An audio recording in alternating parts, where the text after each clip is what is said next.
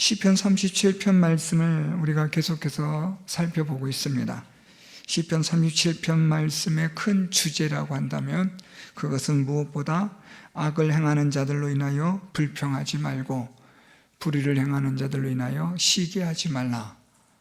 왜냐하면 하나님께서는 그러한 악을 행하는 자와 불의를 행하는 자들은 속히 심판하실 것이고 그들의 날은 오래 길지 못하기 때문이다.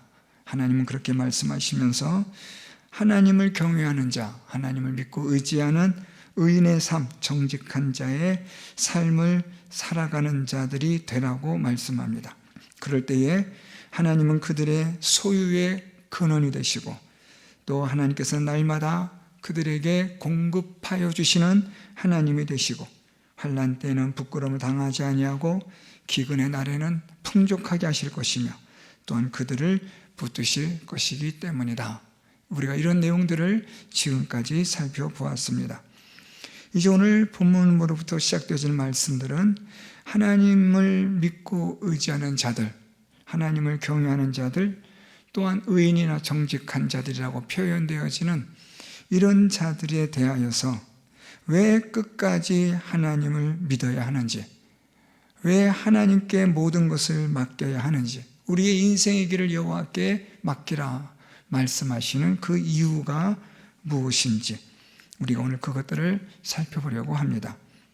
그런 이유는 다름 아니라 우리의 인생을 정오의 빛같이 행하실 하나님이 되신다라는 말씀을 오늘 조금 더 자세하게 설명해 주고 있다고 보시면 됩니다.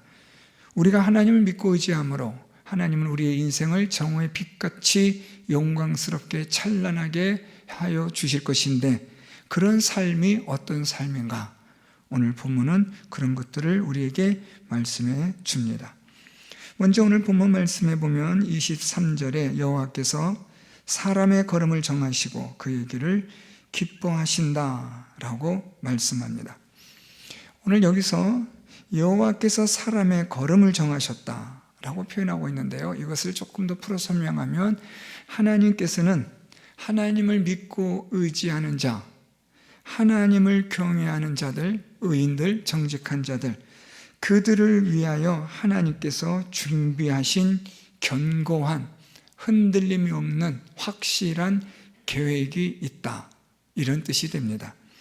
그러니까 여호와께서 사람을 걸음을 정하셨다라는 것은 물론 하나님을 믿는 자나 믿지 않는 자나 모든 것들을 하나님은 주관하시고 섭리하시고 통치하시는 하나님이 되시고 오늘 본문은 조금 더 정확하게 하나님을 믿고 의지하는 자들 그들에게 하나님은 그들을 위하여 견고한 계획들을 세우셨다라는 뜻이 됩니다.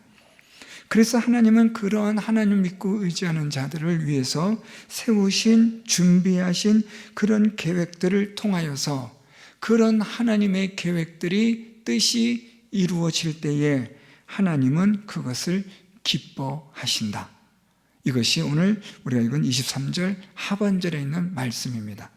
그래서 23절 말씀을 다시 보면 여호와께서 사람의 걸음을 정하셨다. 하나님께서 하나님을 믿고 의지하는 자, 하나님을 경외하는 자, 경건한 자, 의인의 삶을 살아가려고 애쓰는 자, 그들을 위하여 하나님은 견고한, 정확한, 흔들리지 않는 하나님의 계획을 준비하셨고 그 길을 하나님이 인도하시고 그 길을 하나님께서 함께 동행하여 주셔서 하나님의 계획이 이루어지는 일들에 대하여 하나님이 기뻐하신다라는 뜻이 됩니다. 그래서 여러분 우리가 하나님을 믿고 의지하는 그런 자의 삶을 우리가 살아간다면 하나님은 그런 우리 성도 여러분들의 인생의 길을 하나님께서 준비하신다라는 뜻이 됩니다. 하나님을 믿고 의지하는 자, 하나님 앞에 의롭게 살려고 하고 경건하게 살려고 하는 그런 자들, 악을 행하는 자들이나 불의를 행한 자들로 인하여 불평하거나 시기하지 아니하고 하나님께 모든 것을 맡기며 의지하며 참고 기다리며 믿음의 삶을 살아가는 그런 자들을 위하여 하나님은 놀라운 계획들을 준비하셨고, 그 준비되어지는 하나님의 그 계획 가운데 하나님이 우리들을 인도하시고 동행하여 주심으로 하나님의 뜻과 계획이 이루어지는 것을 하나님이 기뻐하신다라는 겁니다.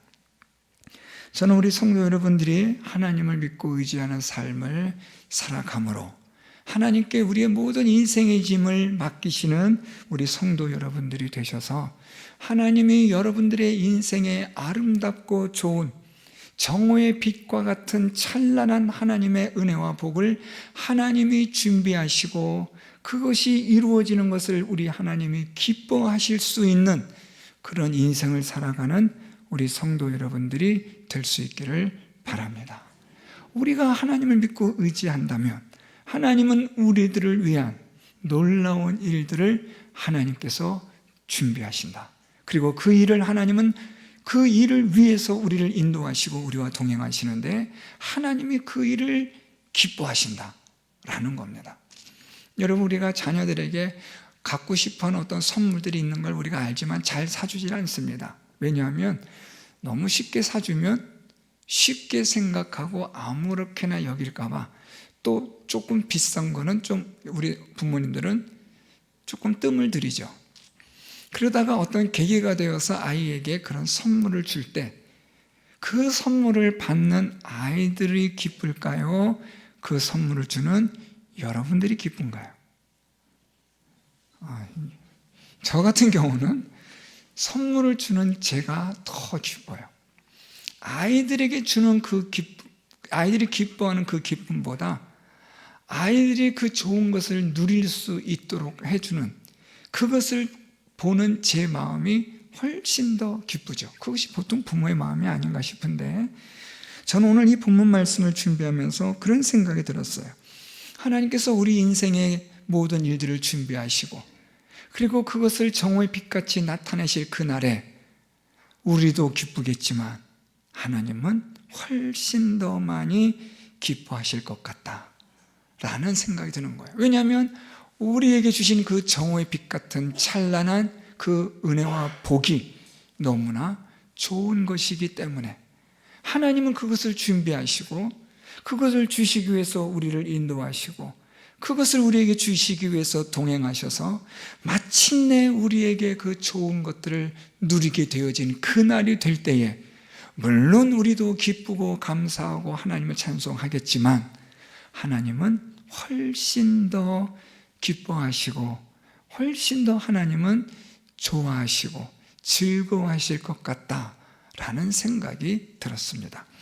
우리 성도 여러분들의 믿음의 삶이 비록 어렵고 힘들지만 하나님께 모든 것을 맡기며 내려놓고 하나님을 잠잠히 바라보며 기다리는 믿음의 삶이 보통의 삶은 아니지만 고난과 때로는 괴로움의 삶이라 할지라도 끝까지 믿음으로 인내하는 자들을 위하여 하나님은 놀라운 정오의 빛과 같은 아름다운 일들을 준비하고 계시고 계획하고 계실 줄 믿습니다.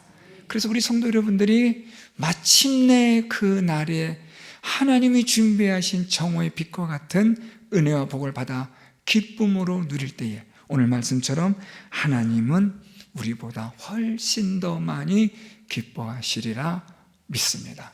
그래서 여러분, 우리가 이 믿음의 길을 걷는 것이 절대로 헛되지 않다, 의미가 없는 것이 아니고 훨씬 더 많은 하나님의 준비되어진 일들을 우리가 바라보며 소망하며 기대하며 오늘도 어렵고 힘들지만 믿음의 길을 걸어가는 우리 성도 여러분들이 될 수 있기를 바랍니다. 두 번째로 우리가 하나님을 믿고 의지하는 이유가 있는데요, 우리 24절에 보면 그는 넘어지나 아주 엎드러지지 아니함은 여호와께서 그의 손으로 붙드시기 때문이다 라고 말씀합니다. 여러분, 이 말씀은 많이 읽어보셨고 또 많이 묵상하셨던 말씀일 겁니다. 오늘 이 말씀에서 여러분, 우리가 1차적으로 알아야 되는 것은 그는이라는 것은 의인, 정직한 자, 하나님을 경외하는 자, 믿음으로 살아가는 자, 이런 사람들입니다. 이런 의인들이 넘어진다 라는 겁니다.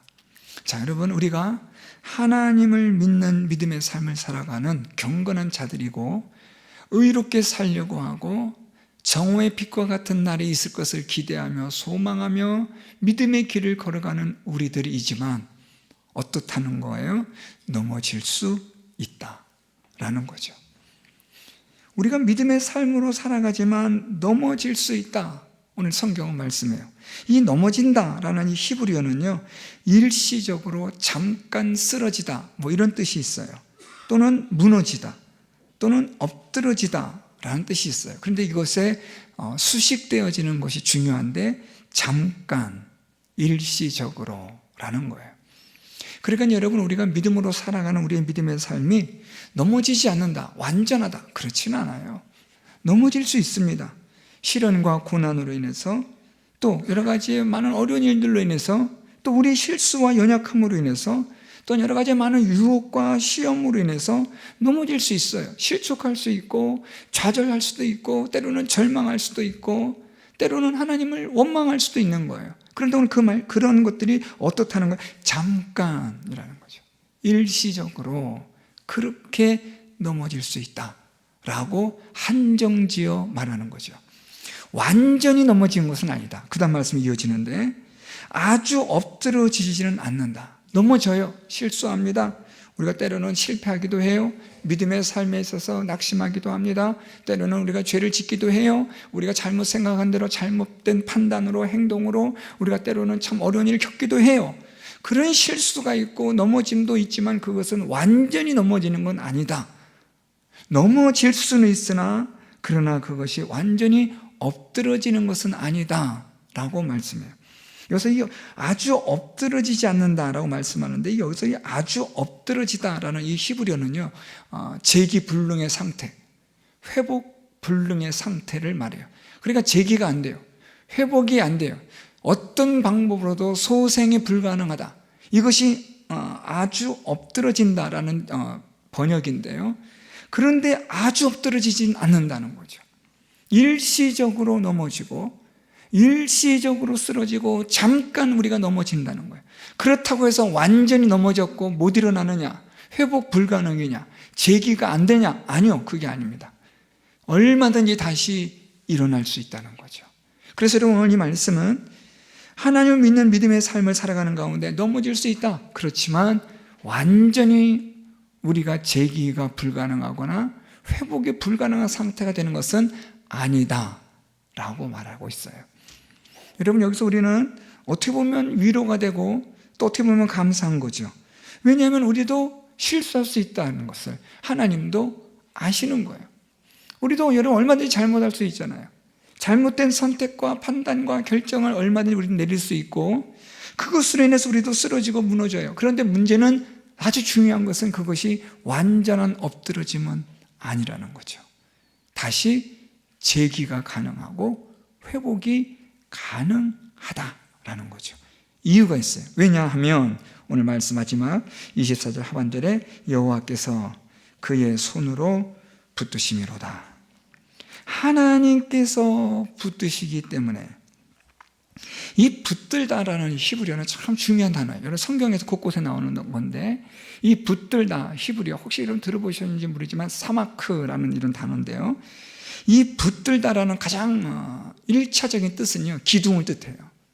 이런 기둥이 있는데 무거운 위에 있는 짐을 받드는 것을 뜻하는 의미가 오늘 여기서 등장하는 붙들다라는 거예요. 그러니까 아주 위에 엄청난 무게를, 그 하중을 견뎌내는 힘, 이게 붙들다라는 뜻이에요. 강한 힘으로 고정되게 하다라는 그런 뜻도 있어요.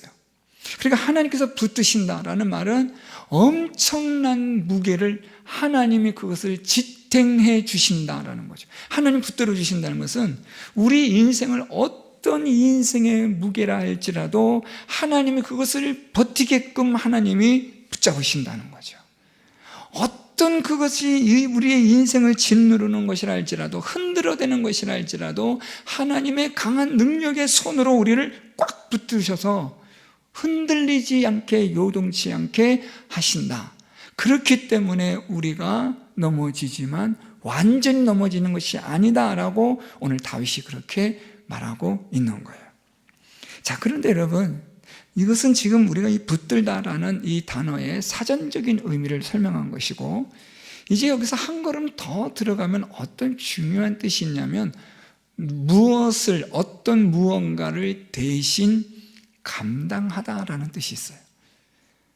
하나님께서 우리 인생에 견딜 수 없는 엄청난 그런 무게를 하나님이 대신 감당해 주시기 때문에 아주 엎드러지지 않는다. 자, 여러분, 우리의 인생에 있어서 가장 우리에게 엄청난 하중에 무게가 있는 게 뭘까요? 가장 무거운 게 뭘까요?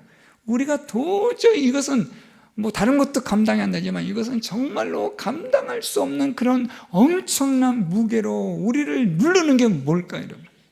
그게 바로 죄입니다. 그 모든 죄와 사망의 그 무게를 하나님이 대신 감당해 주시기 때문에 우리가 아무리 넘어져도 완전히 엎드러지지는 않는 거죠. 예수 그리스도의 십자가의 그 힘이, 그 능력이 우리를 다시 일으켜 세우신다는 거예요. 어떤 죄를 할지라도 말입니다. 여러분, 이 세상에서 제일 무거운 건 결국 죄의 무게죠. 이 죄의 무게와 죄의 결과인 사망의 무게보다 더 무거운 게 세상에 어디 있겠어요, 여러분. 그런데 이 모든 무게를, 이것을 하나님이 붙드신다는 말은 하나님이 대신 감당해 주신다는 거죠. 예수 그리스도의 십자가를 통해서 그 능력이 우리를 대신 감당해 주시기 때문에 우리가 죄로 인하여 넘어지고 쓰러져도 완전히 엎드러지지 않는 거예요.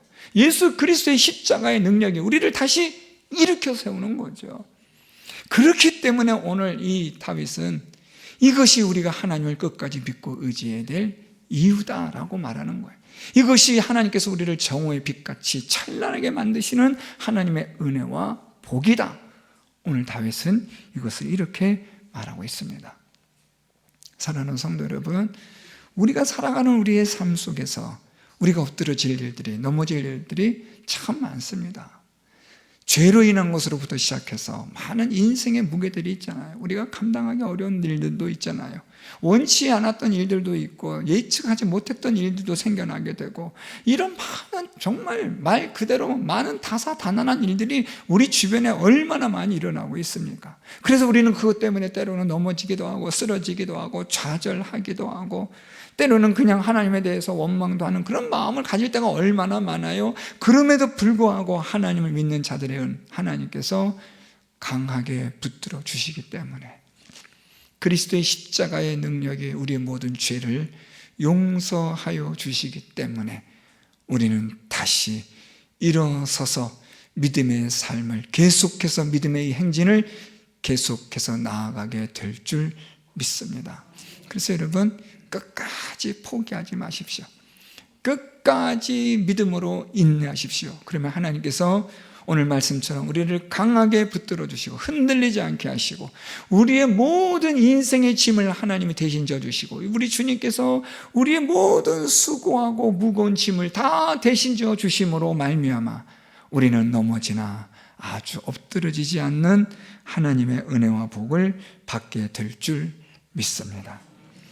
이제 마지막으로 우리가 세 번째로 살펴볼, 왜 하나님을 끝까지 우리가 믿고 의지해야 되는가, 또는 정오의 빛같이 나타나시는 하나님의 그 복은 무엇인가에 대해서 우리가 살펴보려고 하는데요, 그것이 오늘 25절과 26절입니다.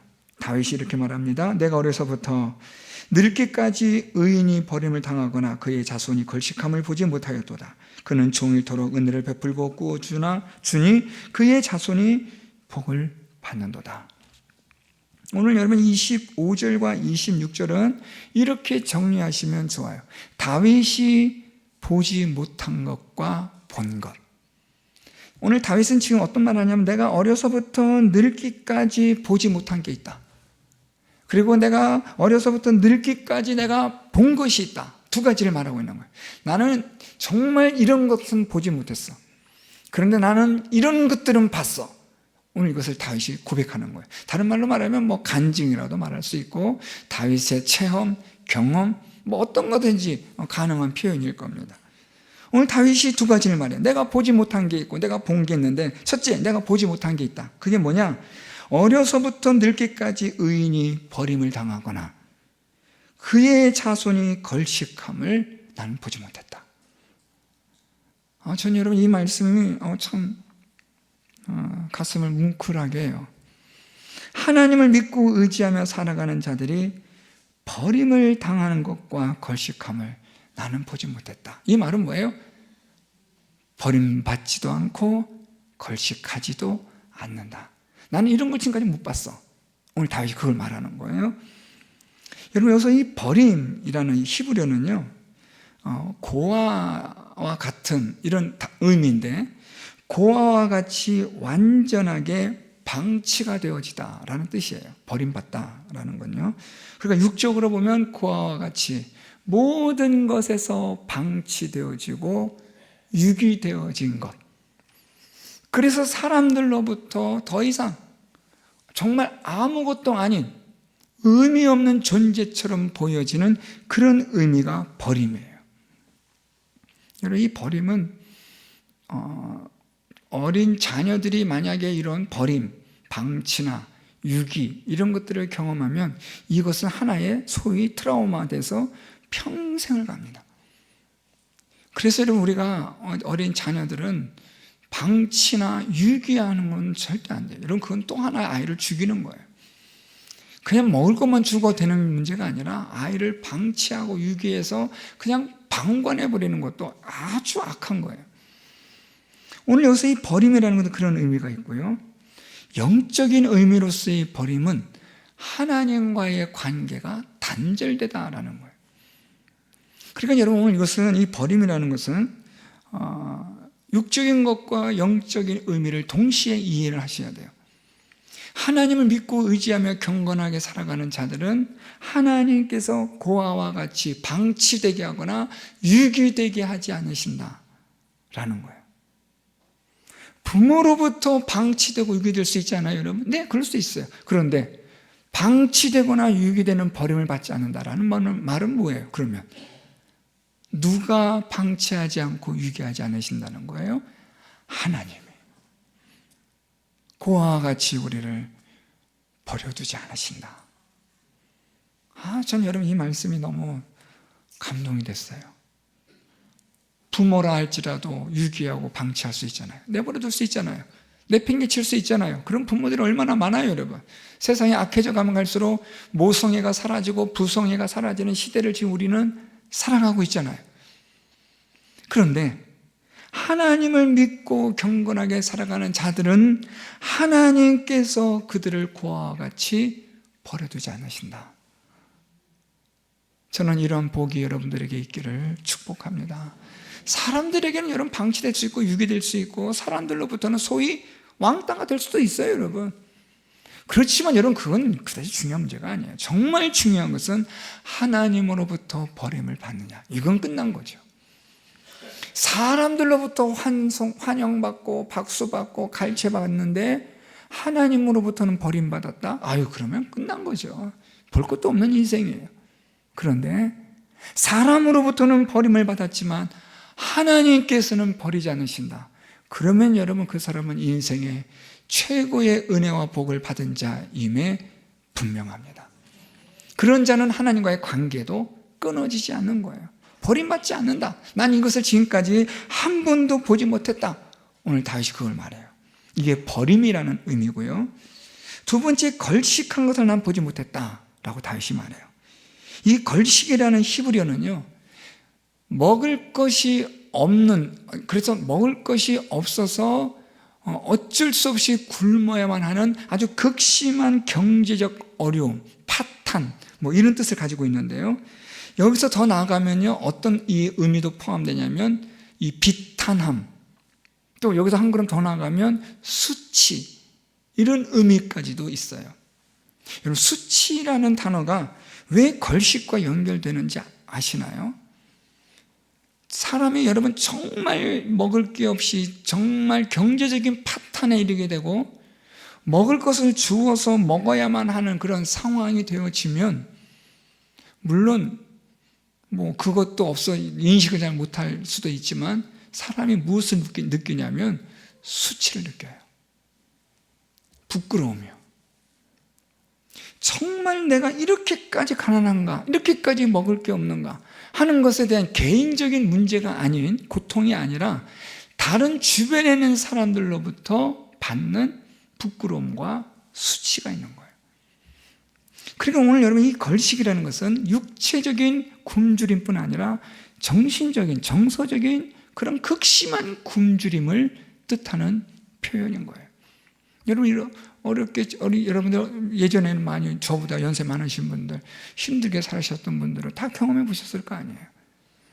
우리가 말로만 들었던 보릿고개나 그런 힘든 경험을 해보셨던 분들은 얼마나 이런 걸 경험하잖아요. 그런데 또 여러분, 그때는 또 대부분 다 어려웠으니까 육체적인 그런 굶주림은 있을지 몰라도 그것이 크게 수치다, 부끄러움이다라고 느껴지진 않을 수도 있는데, 이제 갈수록 이것이 결국 상대화되어지다 보니까 이런 수치와 부끄러움도 당연히 커지는 거죠. 오늘 다윗은 말하기를, 하나님을 믿고 의지하고 경건하게 살아가는 자들이 내가 지금까지 보니까 버림을 당하거나 이렇게 걸식을 당해서 굶주리고 정서적으로 피폐되어지는 수치를 느끼는 것까지 하는 그런 것들을 나는 보지 못했다 라고 말하는 거예요. 왜냐하면 하나님이 그들을 공급하여 주시기 때문에, 하나님께서 그들의 모든 필요를 때마다 날마다 하나님이 채워주시기 때문에, 비록 그것이 풍족한 것은 아닐지라도, 적은 소유라 할지라도 하나님이 주시는 그 은혜로 인하여 그것이 지속적인 은혜가 되어지기 때문에 버림이나 걸식하는 것을 나는 보지 못했다 라는 다윗의 고백인 거예요. 그러니까 여러분, 우리는 오늘 다윗이 보지 못한 이것을 통해서 우리는 무슨 생각을 하셔야 되냐면, 걸식과 같은 것들, 버림을 당한다는 이런 일들에 대해서 두려워할 필요가 없다는 거죠. 하나님을 믿고 의지하는 삶을 살아간다면 말입니다. 우리가 하나님을 믿고 의지하는 자의 삶을 살아가면 우리는 버림받는 이런 일들이나 걸식하는 이런 일들에 대한 이 일들에 대해서 두려워할 필요나 염려할 필요나 걱정할 필요가 없다는 거예요. 여러분, 우리 앞으로의 노년의 삶이 이제 계속해서 우리 기대의 수명도 높아지고 우리 평균 연령도 계속해서 높아지면서 이제 우리가 나이가 많이 들어가면 이제 어떻게 살는가, 무엇을 먹어야 되는가, 이런 여러 가지 많은 일들이 있지 않겠어요? 오늘 이 본문을 통해서 여러분, 우리가 버림을 받거나 걸식하거나 하는 이런 일들에 대해서 하나님을 믿는 믿음을 갖는 여러분들이라면 걱정할 필요가 없는 줄 믿습니다. 다윗은 내가 경험했거든요. 내가 보았는데 이런 건 난 보지 못했다. 오늘 다윗은 믿음에 찬 확신을 말하고 있는 거예요. 이제 여러분, 두 번째로 우리가 넘어갈 것은요, 오늘 본문 마지막 말씀이기도 한데 26절, 그는 종일토록 은혜를 베풀고 꾸어주니 그의 자손이 복을 받는도다. 이건 여러분 좀 생각 좀 해보셔야 돼요. 이 26절은 방금 우리 25절 말씀을 통해서 보았던 것과 물론 같은 연속선상에 있기도 하지만 26절의 말씀은 조금 독립된 절로 보셔도 괜찮은 이유가 있어요. 왜냐하면 26절에 이 하나님을 믿고 의지하는 자, 경건한 자, 이 의인들은 종일토록 은혜를 베풀고 꾸어주니 그의 자손이 복을 받는 것을 내가 보았다. 지금 다윗이 이걸 말하고 있거든요. 자, 그런데 오늘 다윗이 여기서 무엇을 말하냐면 종일토록 은혜를 베푼다, 꾸어준다 라는 표현을 사용하고 있어요. 이 말을 우리가 직역하면 항상 베풀어주고 항상 주는 삶이라는 것을 말하는 거죠. 물론 여기에는 1차적인 의미로 하나님이 주시는 넉넉함, 우리 방금 읽었던 25절 말씀과 연관한다면 하나님의 공급하심으로 말미암아 우리가 베풀어주고 구워줄 수 있는 것을 의미하는 것이 될 수 있어요. 1차적으로는. 자, 그런데 하나님께서 우리에게 버림당하거나 걸식함을 보지 못하였다라는 이 말씀이 꼭 굳이 엄청나게 많은 풍부함을 우리에게 주신다? 그건 아니라는 거죠.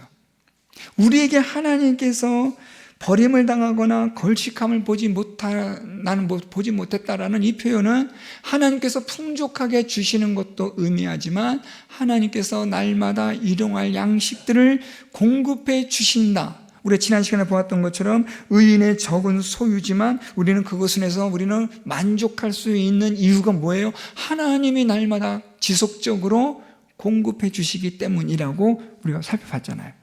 그렇게 본다면 오늘 이 말씀에서 26절에서 종일토록 은혜를 베풀고 구워준다는 것은 우리가 꼭 소유가 많아야만이 준다라는 그런 1차적인 개념에서 한 걸음 더 들어가면 우리가 그렇게 많진 않아도 베풀고 구워준다라는 의미가 되는 거죠.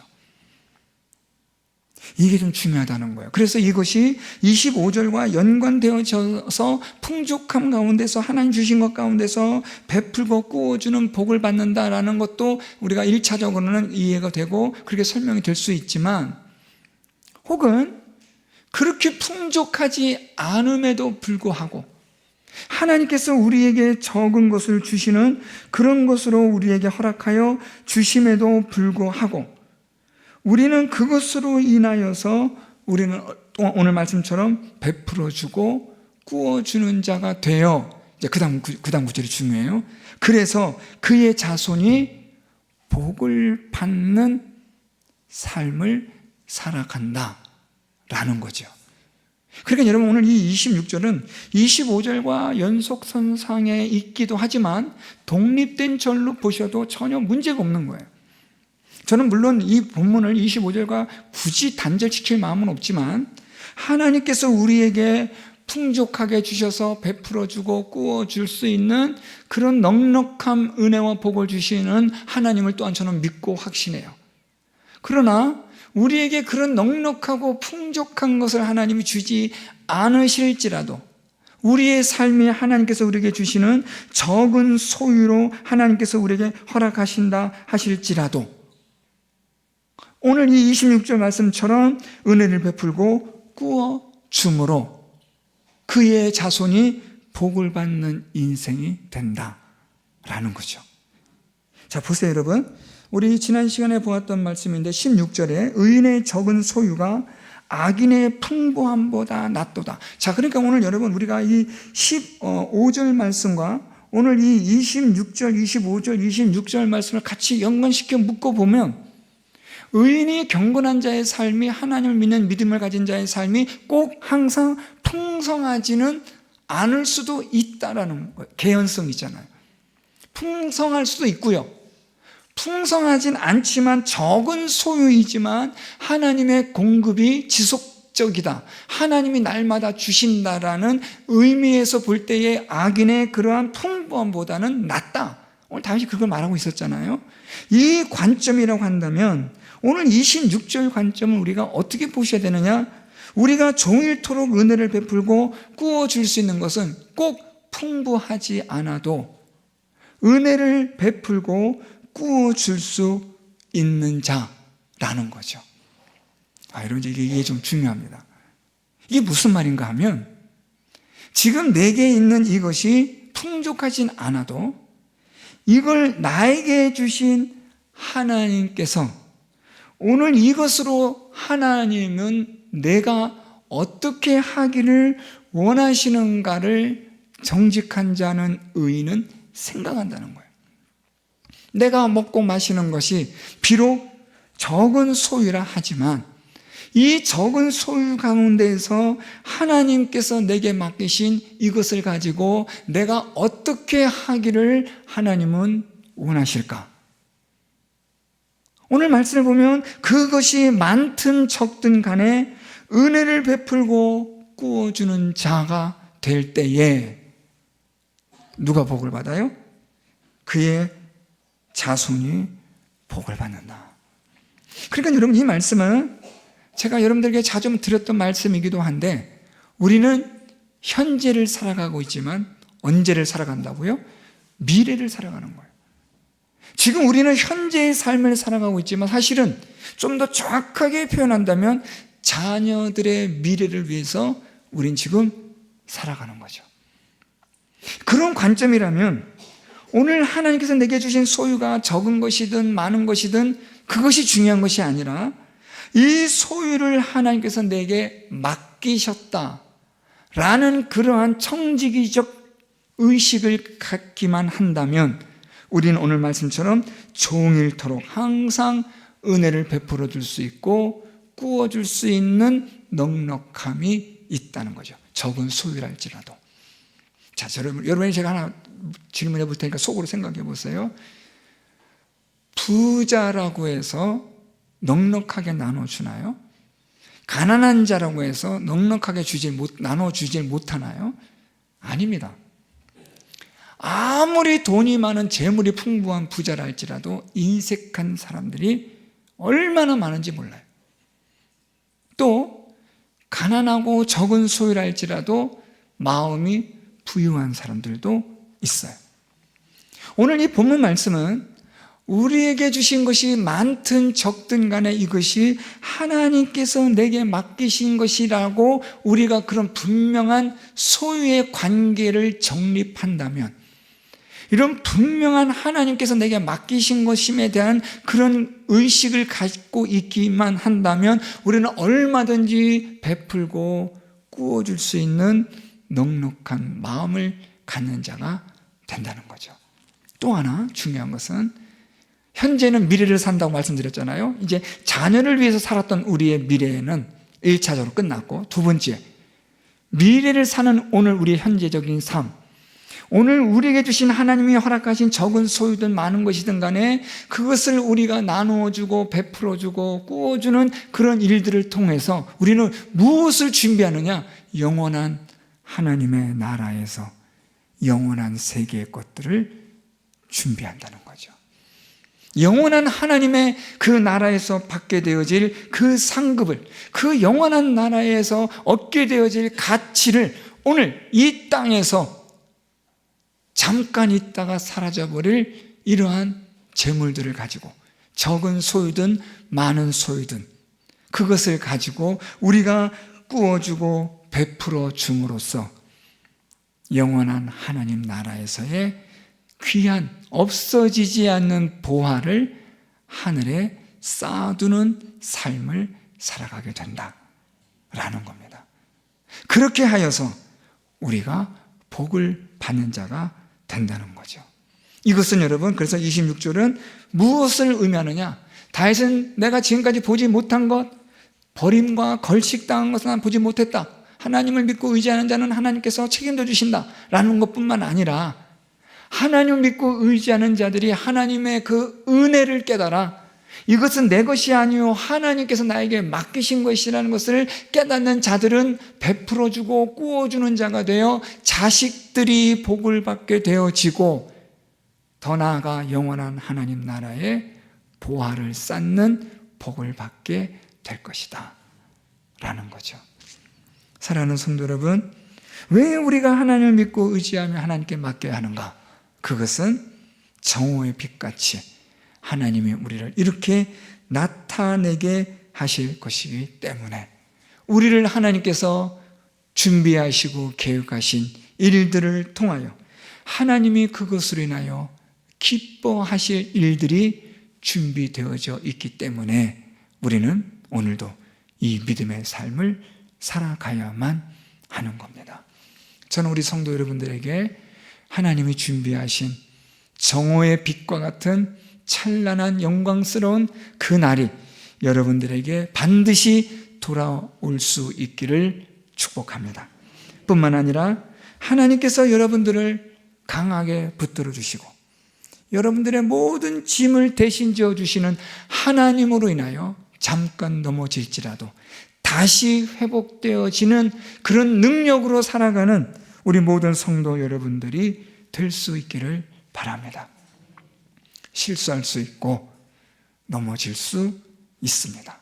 잘못할 수 있고 죄를 우리가 유혹을 받아 시험에 넘어져서 우리가 잘못될 수도 있습니다. 그렇지만 우리는 하나님을 놓았다, 하나님의 손을 나는 놓치고 말았다, 우리는 그렇게 말할 수 있지만 하나님의 손은 한 번도 저와 여러분 우리를 놓으신 적이 없는 줄 믿으시기를 바랍니다. 우리를 강하게 붙드시는 하나님, 우리의 모든 죄와 사망의 짐을 대신 지신 예수 그리스도의 십자가의 그 능력으로 다시 일어서시는 성도 여러분들이 될 수 있기를 바랍니다. 그리고 하나님을 믿고 의지함으로 버림받지 아니하고 걸식하지 않게 하시는 하나님의 은혜와 복이 있다는 것을 기억하시고, 더 나아가 하나님이 주신 것으로 많든지 적든지 그것으로 베풀고 꾸어주고 나누어 줄 수 있는 지혜로운 자가 되셔서 현실을, 이 세상을 살아가지만 미래를 위하여 살아가고 영원한 하나님 나라를 위하여 보화를 쌓는데 살아가는 우리 모든 성도 여러분 다 될 수 있기를 예수 그리스도의 이름으로 축원드립니다.